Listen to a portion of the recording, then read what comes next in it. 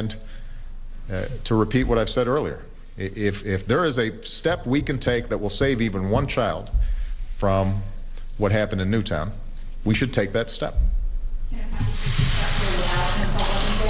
I'll present the details later in the week. Chuck Todd, NBC.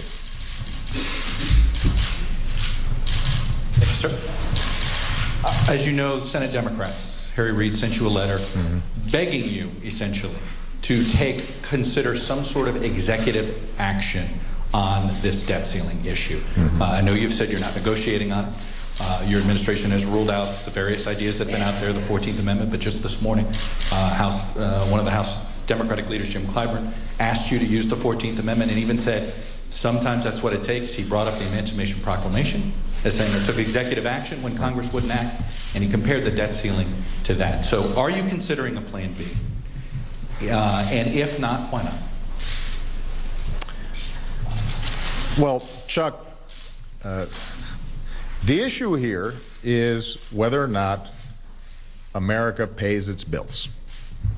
We are not a deadbeat nation. And so there's a very simple solution to this. Congress authorizes us to pay our bills. Now, if the House and the Senate want to give me the authority so that they don't have to take these tough votes, if they want to put the responsibility on me to raise the debt ceiling, I'm happy to take it. Mitch McConnell, the Republican leader in the Senate, had a proposal like that last year, and I'm happy to accept it. But if they want to keep this responsibility, then they need to go ahead and get it done. And there are no magic tricks here. There are no loopholes. There are no easy outs. This is a matter of Congress authorizes spending. They order me to spend. They tell me you need to fund our Defense Department at such and such a level. You need to send out Social Security checks. You need to make sure that you are paying to care for our veterans. They lay all this out for me, and because they have the spending power, and so I am required by law to go ahead and pay these bills. Separately, they also have to authorize the raising of the debt ceiling in order to make sure that those bills are paid. And so what Congress can't do is tell me to spend X and then say, but we're not going to give you the authority to go ahead and pay the bills.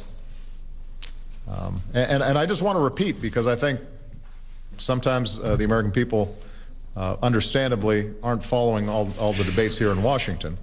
Raising the debt ceiling does not authorize us to spend more. All it does is say that America will pay its bills. And we are not a deadbeat nation. And the consequences of us not paying our bills, as I outlined in my opening statement, would be disastrous. So I understand the impulse to try to get around this in a simple way. But there's one way to get around this. There's one way to deal with it, and that is for Congress to authorize me to pay for those items of spending that they have already authorized. And the notion that Republicans in the House, or maybe some Republicans in the Senate, would suggest that in order for us to get our way on our spending priorities, that we would risk the full faith and credit of the United States, that I think is not what the founders intended. That's not how I think most Americans think our democracy should work. They've got a point of view. Democrats in Congress have a point of view. They need to sit down and work out a compromise. You just outlined an entire rationale for why this can't happen. Yeah. And if you're not negotiating around that, yeah. So if you're not negotiating, and they say you have to negotiate, and not considering another plan B, we just wait it out and we do see all these things? Well, look, Chuck, there's a pretty straightforward way of doing this, and that is to set the debt ceiling aside. We pay our bills, and then we have a vigorous debate about how we're going to do further deficit reduction in a balanced way. Now, keep in mind that what we've heard from some Republicans in both the House and the Senate is that they will only increase the debt ceiling by the amount of spending cuts that they're able to push through. And in order to replace the automatic spending cuts, the sequester, that's $1.2 trillion. Say it takes another trillion or $1.2 trillion to get us through one more year. They'd have to identify $2.5 trillion in cuts just to get the debt ceiling extended to next year. $2.5 trillion. They can't even, Congress has not been able to identify $1.2 trillion in cuts that they're happy with. Because these same Republicans say they don't want to cut defense. They've claimed that they don't want to gut Medicare or harm the vulnerable, but the truth of the matter is that you can't meet their own criteria without drastically cutting Medicare or having an impact on Medicaid or affecting our defense spending. So the math just doesn't add up. Now, here's what would work. What would work would be for us to say we've already done close to $2 trillion in deficit reduction, and if you add the interest that we won't be paying because of less spending and increased revenue, it adds up to about $2.5 trillion. The consensus is we need about $4 trillion to stabilize our debt and our deficit, which means we need about $1.5 trillion more. The package that I offered to Speaker Boehner before the new year would achieve that. We were actually fairly close in terms of arriving at that number. So if the goal is to make sure that we are being responsible about our debt and our deficit, if that's the conversation we're having, I'm happy to have that conversation. And by closing some additional loopholes through tax reform, which Speaker Boehner has acknowledged can raise money in a sensible way, and by doing some additional cuts, including making sure that we are reducing our health care spending, which is the main driver of our deficits, we can arrive at a package that gets this thing done. I'm happy to have that conversation. What I will not do is to have that negotiation with a gun at the head of the American people. The threat that unless we get our way, unless you gut Medicare or Medicaid, or otherwise slash things that the American people don't believe should be slashed, that we're going to threaten to wreck the entire economy. That is not how historically this has been done. That's not how we're going to do it this time.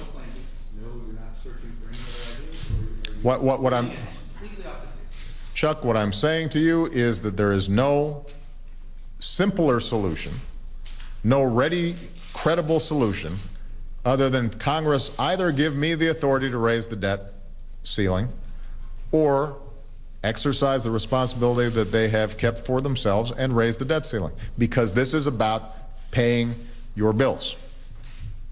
Everybody here understands this. I mean, this is not a complicated concept. You don't go out to dinner and then eat all you want and then leave without paying the check. And if you do, you're breaking the law. And Congress should think about it the same way that the American people do. You don't. Now, if Congress wants to have a debate about maybe we shouldn't go out to dinner next time, maybe we should go to a more modest restaurant, that's fine. That's a debate that we should have. But you don't say, in order for me to control my appetites, I'm going to not pay the people who already provided me services. people who already lent me the money. That's not showing any discipline. All that's doing is not meeting your obligations. You can't do that. And that's not a credible way to run this government. We've got to stop lurching from crisis to crisis to crisis when there's this clear path ahead of us that simply requires some discipline, some responsibility, and some compromise. That's where we need to go. That's how this needs to work. Major Garrett. Thank you, Mr. President. As you well know, sir, finding votes for the debt ceiling can sometimes be complicated. You yourself, as a member of the Senate, voted against a debt ceiling increase. And in previous aspects of American history, President Reagan in 1985, President George Herbert Walker Bush in 1990, President Clinton in 1997, all signed deficit reduction deals that were contingent upon or in the context of raising the debt ceiling. You yourself 4 times have done that. 3 times, those were related to deficit reduction or budget maneuvers. What Chuck and I think many people are curious about is this new adamant desire on your part not to negotiate when that seems to conflict with the entire history, the modern era of American presidents in the debt ceiling, and your own history in the debt ceiling. And doesn't that suggest that we are going to go into a default situation because no one is talking to each other about how to resolve this? Well, no, Major. I think if you look at the history, getting votes for the debt ceiling is always difficult. And budgets in this town are always difficult. I went through this just last year. But what's different is we never saw a situation, as we saw last year, in which certain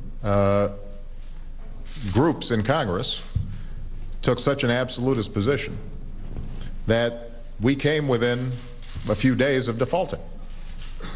And you know, the fact of the matter is that we have never seen the debt ceiling used in this fashion, where the notion was, you know what, we might default unless we get 100% of what we want. That hasn't happened. Now, as I indicated before, I'm happy to have a conversation about how we reduce our deficits further in a sensible way. Although one thing I want to point out is that the American people are also concerned about how we grow our economy, how we put people back to work, how we make sure that we finance our workers getting properly trained and our schools are giving our kids the education we deserve. There's a whole growth agenda which will reduce our deficits that's important as well. But what you've never seen is the notion that has been presented so far, at least, by the Republicans, that deficit reduction will only count spending cuts, that we will raise the deficit or the debt ceiling dollar for dollar on spending cuts. There are a whole set of rules that have been established that are impossible to meet without doing severe damage to the economy. And so what we're not going to do is put ourselves in a position where, in order to pay for spending that we've already incurred, that our 2 options are we're either going to profoundly hurt the economy and hurt middle-class families and hurt seniors and hurt kids who are trying to go to college, or alternatively, we're going to blow up the economy. We're not going to do that. Therefore, you're open to 1 to 3 month extensions to the debt ceiling. Whatever Congress sends you, you're okay. No, not whatever Congress sends me. They're going to have to send me something that's sensible. And we shouldn't be doing this. We shouldn't be doing this on a 1 to 3 month time frame. Why would we do that? This is the United States of America, Major. We can't manage our affairs in such a way that we pay our bills and we provide some certainty in terms of how we pay our bills? Hey, look, I don't think anybody would consider my position unreasonable here. I have. Well, why does it presuppose the need to negotiate and talk about this on a daily basis? Because if default is the biggest threat to the U.S. economy, why not talk about it? Major, I am happy to have a conversation about how we reduce our deficits.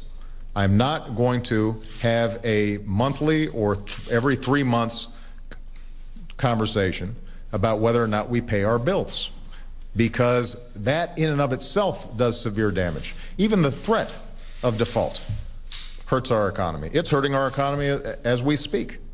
We shouldn't be having that debate. If we want to have a conversation about how to reduce our deficit, let's have that. We've been having that for the last 2 years. We just had an